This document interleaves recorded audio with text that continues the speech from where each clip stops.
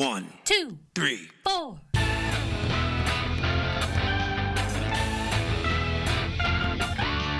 Monster movie. Fun time, go! Monster movie. Fun time, go. Monster Movie. fun time. Go! Monster movie. Fun time, go. With Precious D and Honey Bee. Fun time, go! Ladies and gentlemen, boys and girls, friends and neighbors, welcome back to Monster Movie Fun Time Go. 31 Days of the Dead.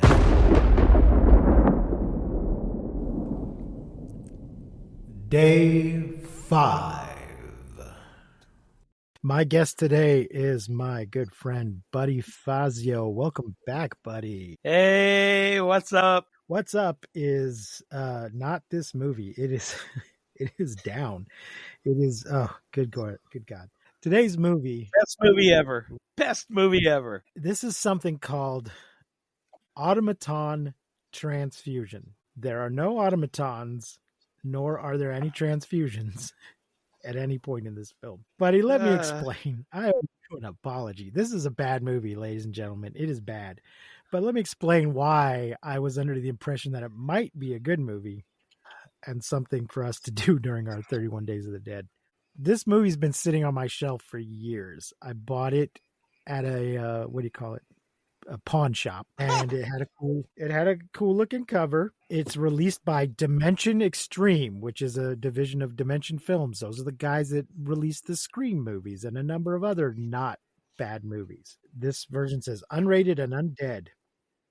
And on the front, it says, one of the best zombie films in decades from bloodydisgusting.com. And on the back, it says, the holy grail of true independent horror films, also from Bloody Disgusting. I've heard of Bloody Disgusting. I haven't spent much time on bloody-disgusting.com, but they are bloody idiots. They're idiots.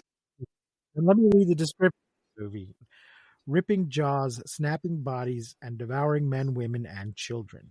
Definitely not for the faint of heart. Automaton Transfusion is a, quote, completely brutal gore fest. Quote, that's from moviethunder.com.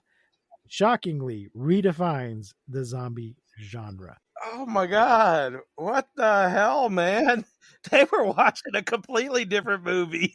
This disc has special features, including a feature commentary by the writer and director and producers. I watched a little bit of the behind the scenes. Would it surprise you that this was filmed in, I think it was 12 days? Not even, I can't believe it took them that long. Yeah. It was either, I can't remember now if it was 9 days or 12 days, but there was a point where they were held up for 2 days waiting for clearance for a location where a guy changed his mind. I don't know how the jaw snapping and stuff. Those special effects weren't even that good. I mean, the special effects, they weren't that good. They weren't as good as the guy said. Even if the rest of the story had been horrible, if the special effects might have been able to carry it. But no, these special effects looked like they just threw blood on people. Okay, here's my problem. My problem is not the effects, and it's not even the acting. It's the script itself, which is almost non-existent. Here's the thing. Horror fans and movie fans in general, not just horror fans, are often stupid. They, what do I mean? Some people think if a thing looks cool, then it is cool. And some horror fans don't actually understand horror. And then they decide to make a movie and they misunderstand what made the movie they like good, or maybe they just like bad movies. The cheapest part of making a movie, the cheapest part and yet the most difficult part of making a movie is the script. And that is what they don't have here. I could excuse the effects. Some of the effects are good. They're all practical, so I like that. I could excuse the amateur acting. They don't have a budget. But the script, they wrote this themselves. The script didn't cost them anything. They didn't have to spend any of their budget on the script. But what they didn't spend on it was time. And what they didn't have was understanding. All they had was an idea of a bunch of cool ways to kill people and zombies, and no understanding that that has to be in a good story with characters that we care about. So much of it made no sense. Do you None agree with that? whatsoever. Yes. I agree completely. They didn't take time to care if anything made sense at all. First off, like you said, they don't talk about the transfusion at all. It should have been called like zombie horror in a high school or something, or zombie horror high. It's a bunch of teenagers running around getting slaughtered. It's not, the title is more intelligent than the film. Yeah. They did nothing with it. The other thing is, go for it. Go ahead. This guy went on to direct other things. Well, the thing is, this is fine if it's a student project or a totally amateur project. Then that's all understand. You're learning how to make a movie. And so you make some mistakes. But don't tell me that this is then the holy grail of independent film. Don't release this piece of shit through Dimension Extreme. Well, I know, I've been in 3 independent horror movies now, and this one would just, you can still do better. You can do a lot better and make an independent film. This isn't it at all. So I mentioned this in the Night of the Living Dead episode, but I'm going to mention it again. Years ago, Roger Ebert was talking about, I think, a zombie movie, and he was comparing it to vampire movies, and that in vampire movies, it's important that the vampire be interesting. But in a zombie movie, zombies are not interesting because they have no personality. They have no motivations. So it's very important that your survivors, your characters, your non-zombies be interesting. And these people are not. I can't remember a single name of a single character. Nobody had any personality. Nobody had any motivations other than run. Things didn't make sense. Well, the back plot didn't make sense. Yeah, which we don't get any of that until like almost the end of the movie, and it's only 5 minutes of exposition there. Oh yeah, this was supposed to be the first of a trilogy, but God damn it, let people know that up front. Do not say to be continued. Years ago, I took my sister to go see The Fellowship of the Ring, and the movie ends, and she says, "That's it?" She didn't know going in. She did not realize going in that it was the first part of a trilogy. I think most people did know that, and they certainly weren't hiding it, but she had no clue. I mean, I felt the same way at the last Spider-Verse movie. I didn't know that was going to end on a fucking cliffhanger going into it. So you need to give people a heads up. You need to put part 1. Jesus. Let's take a look. But I love how this. Okay, go ahead. Oh, go ahead. No, you go ahead. Well, I was going to say, I mean, just so many obvious holes in the plot. They're on a major highway, off of a major highway in this place called Grover City, that's supposedly not on a map or in any atlases or anything. The government has apparently put sleepers all over the place, including the janitor of the school, who is like an actual general or something. I mean, it's nonsense. I mean, you see them coming off an on-ramp off of a major highway into Grover City in one point. And then we're supposed to believe that this town is in a remote location that's not on any map. It just made no sense whatsoever. It's not set up. Well, and the thing is, that janitor character, I thought he was that was interesting. It would have been nice if they had set him up beforehand. Yeah. Like a real movie would have done.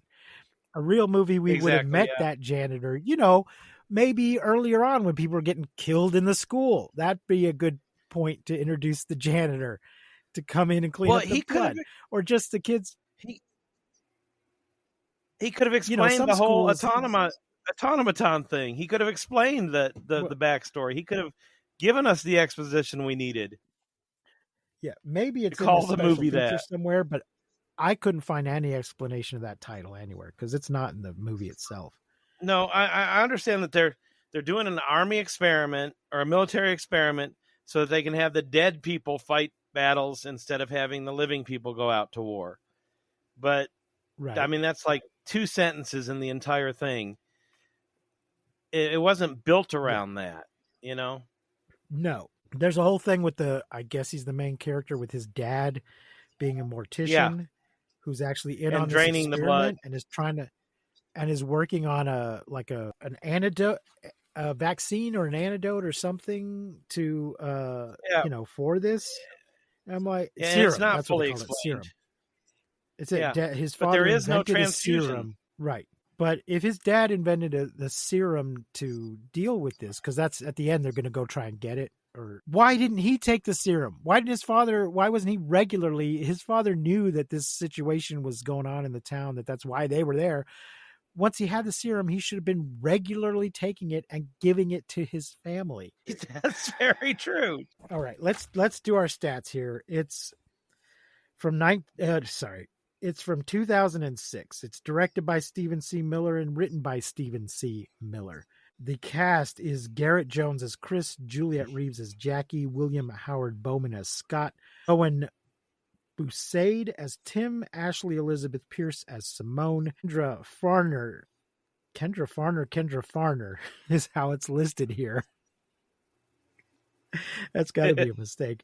As Melissa, Joel Ezra Hebner as Lance, Kevin J. O'Neill as Dr. Swartz, John Eumenes as the bartender, Larry Miller as Lee, Jeff Denton as John, Chris Shepardson as Charles, Jason Bragg as Maddie, Anlag as Zombie. There were a lot of zombies in this movie. I don't know why only one of them gets a credit.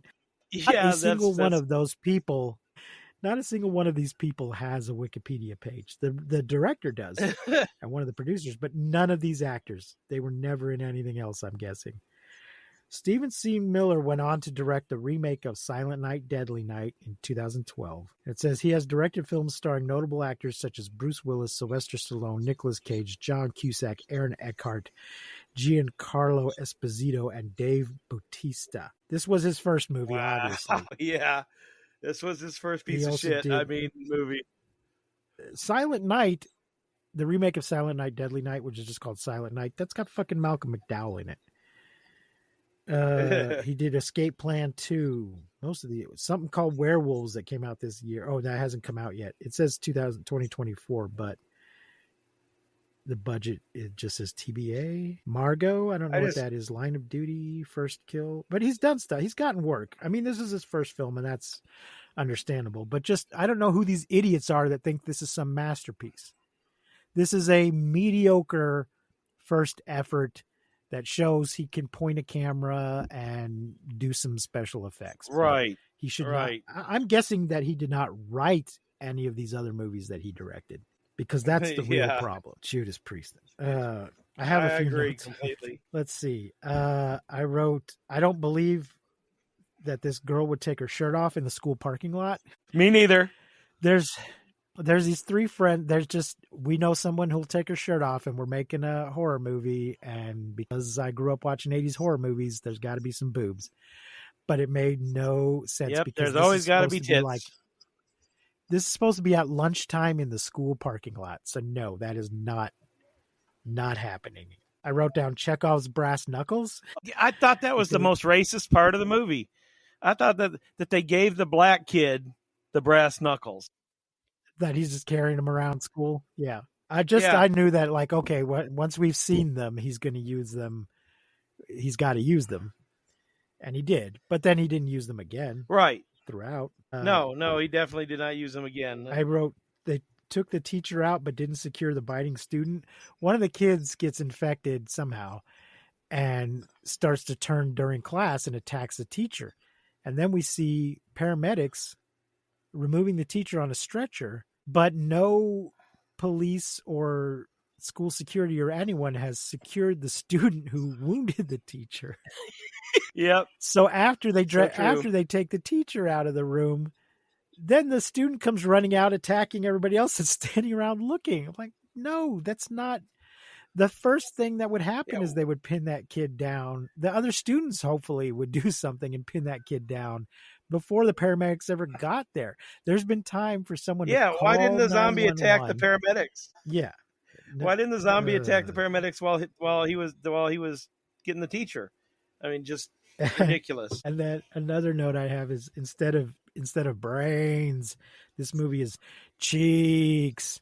ears and baby exclamation point. Buddy, do you want to describe what happens with the baby? No, you go right ahead. Go right ahead. This is just more so there's a party.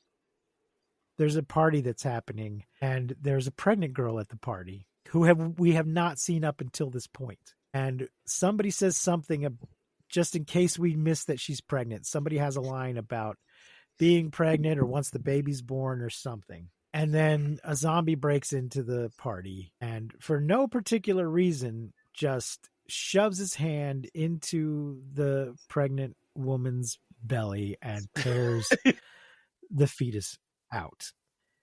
And I wrote baby exclamation point cheap shock, because that's all this movie is we're just trying to be shocking and gross, but with in a real movie, if you're going to do that, then should set this woman up earlier in the film so that we know her and care about her and know about, does she want this baby? Is she looking forward to having this baby? There's so many things you could have done. Make that even more shocking, but more important.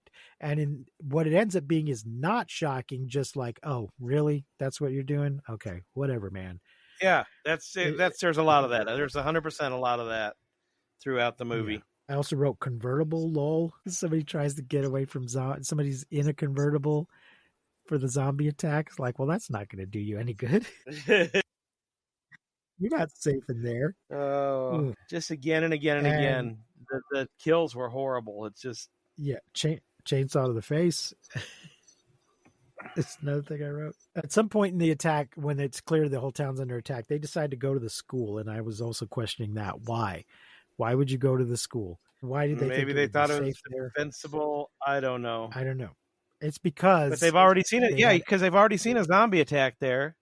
So why would they go back there? The reason they went back is because they had access to a school. As a shooting location, they had access to a school. But I noticed that inside the school, there's a big, in the gym, there's a big banner up that says, "In Christ is our victory." So I was like, wait, is this a private school? Is this a Catholic school? Nobody was wearing uniforms. I don't. Wait, what did it say? In Christ what is the banner our say? victory. In Christ is our victory. Completely. It was really big. Yeah. So also, to me also, though, that seems like kind of, even if this is a private school, a little bit inappropriate. I mean, it was a quote from the Bible, but to hang that up in the gym sort of implies Jesus is going to help us win this game. Like, no, that's not. Yeah. That's not what that means. That's not what that Bible quote's about. But Judas Priest. But this made me wonder, was this filmed in private school? You, was that banner? I can tell you this. There? I can tell you this. When I went to private school, we all met in the gymnasium for a big prayer thing, like all the time. So it might not be about that victory. It might be about other things. No, I went to St. Mary's and for like fifth and sixth grade. We had mass every day, or was it every day, or just a couple times a week? Maybe not every day, maybe twice a week. And we had some sports teams. I think it was elementary school. I don't remember, but yeah, it just struck me like, okay, why is this? Are they actually filming this in a private school?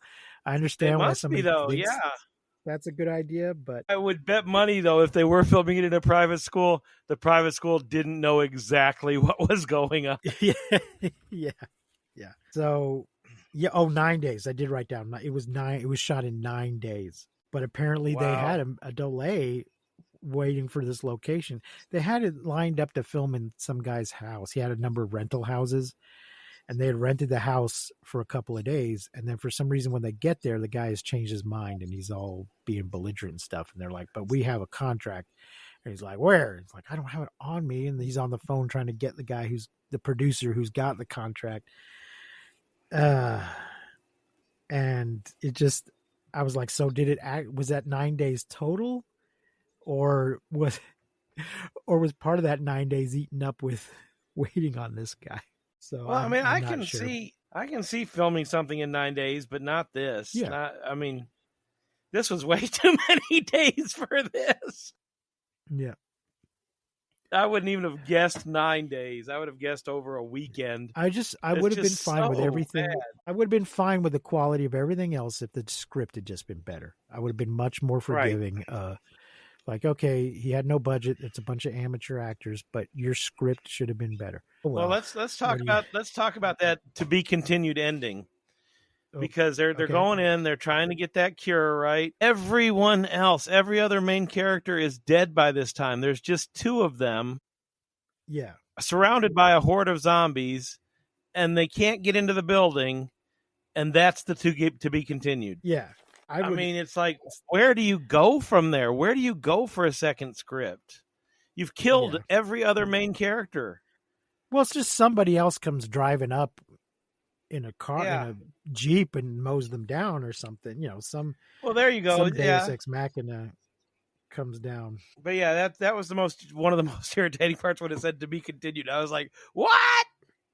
I'm like, I will not be watching the sequel. Not that I think the sequel will ever happen. No. It was, like I said, it was supposed to be the first of 3, but it's been quite some time now, and it hasn't been made. I tell you what, I watched another shitty zombie movie, and it was better, even though the production values were a lot lower. Bigfoot versus Zombies was better than this. Okay. Yeah, I'm going to... Everything... I will give that a look. Now, even... I'm looking now on the Wikipedia article and the reception. It's got 38% on Rotten Tomatoes. But Brad Miska of Bloody Disgusting praised the film, giving it a 3.5 out of 5. So that's still not. So here's the more full quote that was on the box. Even with its low budget flaws, Automaton Transfusion is the holy grail of true independent horror films. After sifting through buckets and buckets of pure shit, it's such a relief to finally get that slice of pie I've been longing for. Stephen C. Miller will be a household name by the end of 2007. You just watch Automaton Transfusion is only the beginning. Well, that was true. That is true. I guess I don't know how. So I guess if you're working for bloodydisgusting.com, you've probably seen a lot worse movies than this. Yeah. I mean, I have seen worse movies than this. Yeah. We both so have. he's grading it on a curve. But they just picked the best part of those couple sentences to put on the box to this piece of crap. And I would say, cameras and scripts and stuff, independent films have become better since this. Yeah. Too. Well, here we go. I'm going to read another quote here. Joshua Seabolt from Dread Central gave it a 1.5, calling it an unimaginative hot topic horror film and train wreck that consisted of almost nothing but one-dimensional characters running and bleeding. That is an accurate review. Yeah. So, buddy, what rating are you gonna? How many? We're rating on a 5-brain scale. 5 brains. What are you gonna rate it? How many brains are you gonna give? And it's based on whether we like it. As always, it's based on whether we liked it or not. Is that correct? Yeah. One is hated. 2 is didn't like. 3 is it was okay. 4 I liked it. 5 I loved it. I'm gonna have to go with the 1. I don't normally go that low, but I'd have to go with the 1. I agree. I'm gonna go 1. I won't go as low as a half. I think there might be. Yeah, there's other things. I've definitely seen worse things and things that made me angrier, but I did not. I hated it. It was bad. Yeah, it was folks. very If for bad. some dumb reason you want to watch this movie, it is streaming for free on Plex. Yeah, it is where I watched it. Or if you send me a voice message, first person to send me a voice message at mmftg.com, I will mail you my copy of this movie. If you are in the United States. Contest. To somebody in the United States. Contest. Okay, I'm not paying a lot of money to send it to India. We have listeners in India apparently. It won't play on your DVD player if you're overseas anyway. Anybody in the United States who sends me a voice message, I will, and you got, obviously include your address in that message, and I will mail you my copy, and I will sign it even though I had nothing to do with this movie. I will sign my copy. That's a great contest. Thanks. We'll see what happens with that. There you go, folks. Automaton Transfusion. I'll never get those 70 minutes back. Buddy, thanks for joining me.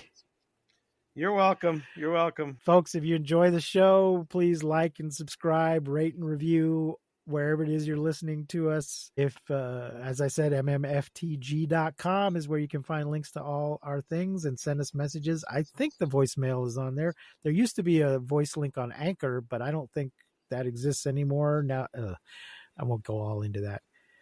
If for some reason you can't send a voice message, you can send a regular message, but I think you can do that. If you really like us, support us on Patreon at patreon.com/mmftg. Any final thoughts, buddy? Well, it was funner to do this podcast than it was to watch that movie. That's my final thought. Okay. Well, till tomorrow, I've been Precious D. Buddy has been Buddy. Yes, I have. Remember to keep calm and take shelter in basements and aim for the head. We won't see you, but you will hear us next time on Monster Movie Fun Time Go. You've been listening to Monster Movie Fun Time Go. If you enjoyed the show, please consider rating and reviewing us on your podcasting platform of choice. You can leave us a message and find links to all our things at mmftg.com.